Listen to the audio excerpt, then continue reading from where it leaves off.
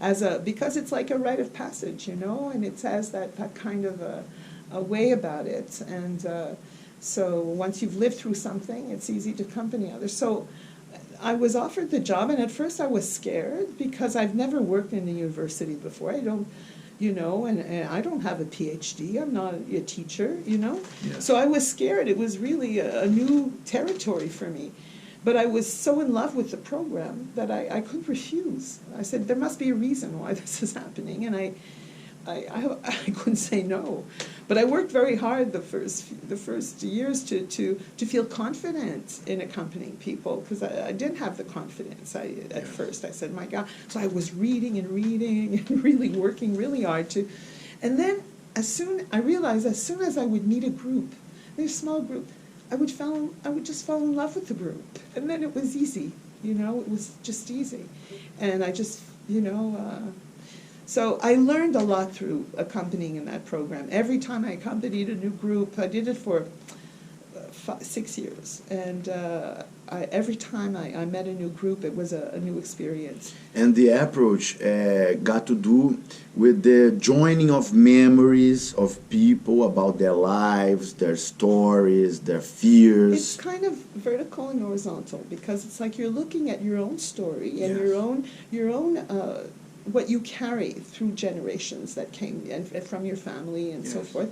But you're also looking at horizontally, because these are people of the same age group, about maybe, you know, some were in their maybe late 40s and some were in their late 60s. Yes. But still there was, sometimes we would do this exercise where we'd say, okay, look, everyone sit from the youngest to the eldest. Okay, and let's tell a story about, like, a memory of your 13 years, when you were 13 years old, a memory of when you were 13. And then you start telling the story from the youngest to the eldest, and you start seeing the social evolution.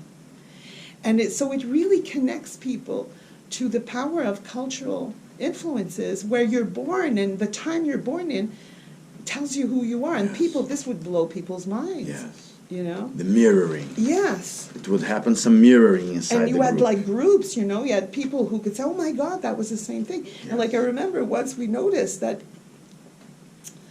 for a certain generation, the eldest people in the course, it's like they didn't consider themselves a subject at 13 years old. They were still child. Yeah.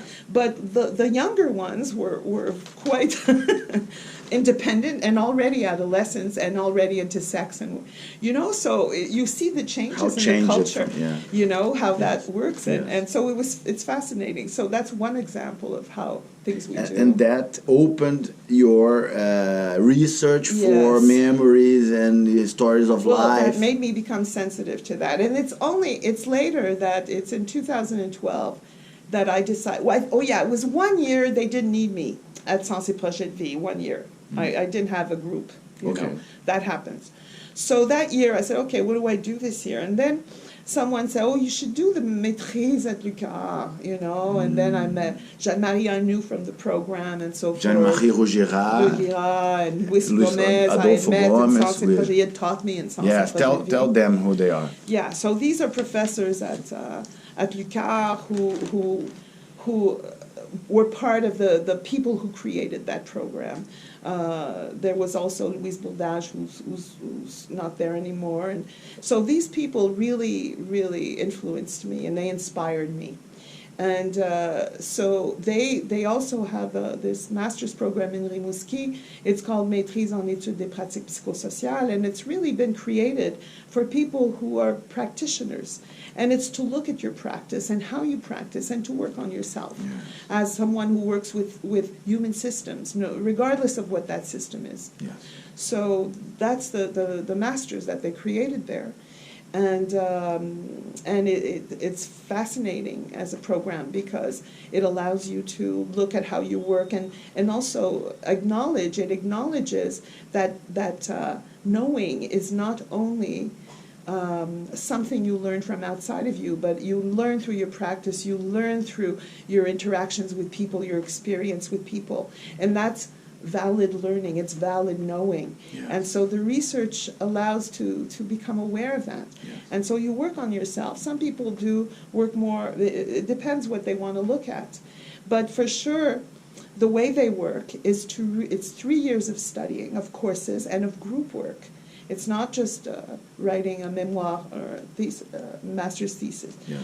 It's a memoir that we all write, but and some may do a practice, but a more practical thing. But Yes. it starts with the way they work. The program is that you start with finding where you need to grow. And so there's a lot of exploration the first year, the first 2 years, in fact. But throughout, you're doing writing, you're doing interactions, you're learning, and you're actually building your research, you know. And at the end, you will write it, Yes. you know.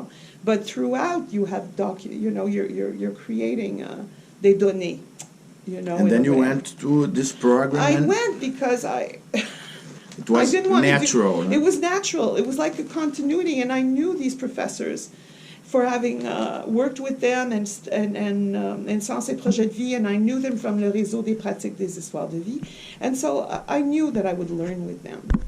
So I went there to do the masters, and I'm still right now writing mon mémoire, and it was a wonderful experience. It was wonderful. So I'm so grateful. You know? So it's when you discovered the performative writing. Yes. That was this moment. With Louise Gomez. Yes. This is his this is how he does research. Yes. So, So explain the performative writing and how that conducted you until the theater. okay, well, performative writing, first of all, I never saw myself as a writer. Never. Because I was bilingual from the day I was born almost. I spoke French and English at the same. I don't even know what my mother tongue is, and my brain, when I write, there's an argument in my brain. Things come to me in English if I'm writing in French, or things come to me in French when I'm writing in English. So it's it's not easy. Yeah. So and also, my education was interrupted from the age of 16 to 30. I went back to university in my 30s, but for the longest time, I left high school and I was working as a secretary, and I had an experience. I lost my father, and it was hard. My teenage years were difficult for me and challenging, and school was a challenge for me. And anyway, I don't know if I want to get into that story, but. It was hard, okay? And so I left school thinking that maybe I wasn't smart enough to study. So that's something that bothered me, you know? Theater helped me. Theater helped me. Because then I found that I could learn through playing, I could learn through the authors. I liked theater. It was a way of understanding human nature, you know, so I liked it. It was when you practiced in the 70s in Yes. Montreal. For 10 years I did theater, and I studied theater. I took courses for, workshops different places and workshops, performances. and I performed, and I wrote a play with a fellow actor. Comedy, you were involved like in more comedy. And Yeah, I liked comedy a lot, and I liked satire and humour noir. Oh, yeah. And so I felt good. It gave me confidence to do theater. Yes.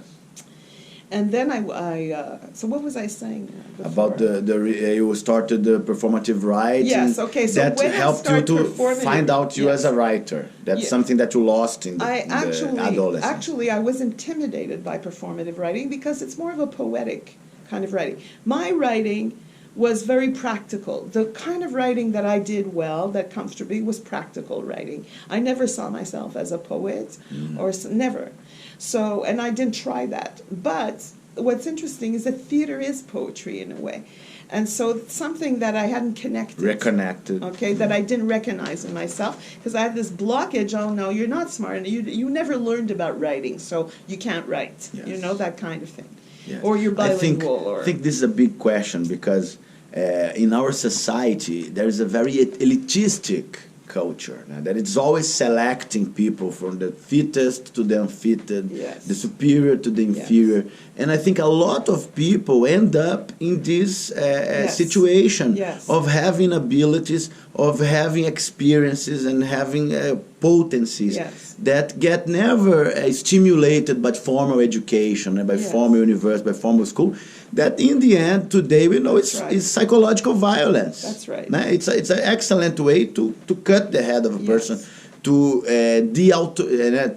take out any allowance for expression and develop. So it's a big challenge that you overcame, you Yes. are overcoming with the practice, Yes. that a lot of people face too. This idea Yes. of, am I good enough? And that's why I really appreciate Lucas, because in that program they accept people exactly who have suffered through the education system. You know, who are artists, who are different, who, you know, they actually, they accueil those people. They like to have, because they're looking for your creativity and your uniqueness and your individuality and how you process things, how you learn about things. Yes. So it is a good place for artists, For people, development, yes, for and it development. has this transcultural environment Yes, that it does. it's real. It's Yeah. something that is really happening. So you started writing So the and writing, exploring. what happened actually was I was in this intensive writing class with Louise, and he teaches performative writing. Performative writing is a writing in the present. It's a writing that comes from your experience, your sensual felt experience, and even though it's autobiographical, it's not linear. It's comes from the moment. It's dialogic. It's dialogic, and yes, you interact with authors, with culture. You improvise improvise during the writing. Yes, and so I was in my head. I was, you know, it's like, and he would tell me, you're too rational. Get out of your head, you know, just forget